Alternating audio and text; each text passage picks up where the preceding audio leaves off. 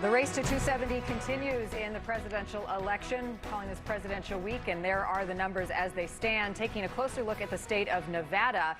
Of course, this state too close to call. They continue to count the ballots, and they have many outstanding ballots, and they say we will not have final results out of the state of Nevada for the next couple of days.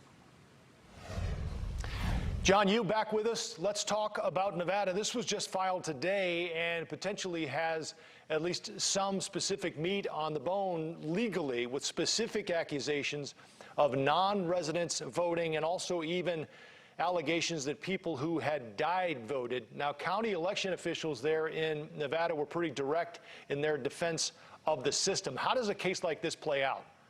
Well, there are always accusations and rumors of this happening in a lot of elections. But the Trump campaign could come forward with some evidence. It would require some digging. What they would need to do is show that there were actually people who were not Nevada residents, who hadn't moved to the state in time, or who were actually living somewhere else, and then cast ballots. That's something that just involves mining through the data. They could also do the same with the claim that there are people who on the rolls are reflected as having died, and yet ballots were returned in their name anyway. That's something that could happen. Now, the question is there enough of those to change the outcome in a vote where I think Vice President Biden looks like he has around a 60,000 vote advantage. I would be surprised, but it's always possible, if the margin of victory was smaller than the number of names you could find of people who are voting out of state or who were dead. Right. Well, the last count, I think, had Vice President Biden up by about 11,000 in Nevada, but point well taken for sure. These cases, it's hard to move the needle, John, as you point out. You're not going to get there with one-offs.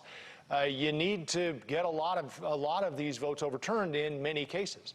That's hard to do. Yes, it's very hard to do, and I don't think we really have at least any cases involving a federal election in recent years that went to federal court anyway, where you saw that many. We're talking about even 11,000 votes were invalidated because of something like out-of-state addresses. I think you're talking maybe 100 or 200 at best. John, we still have to get to Michigan, and we'll do that in just a minute, so we'll ask you to stand by.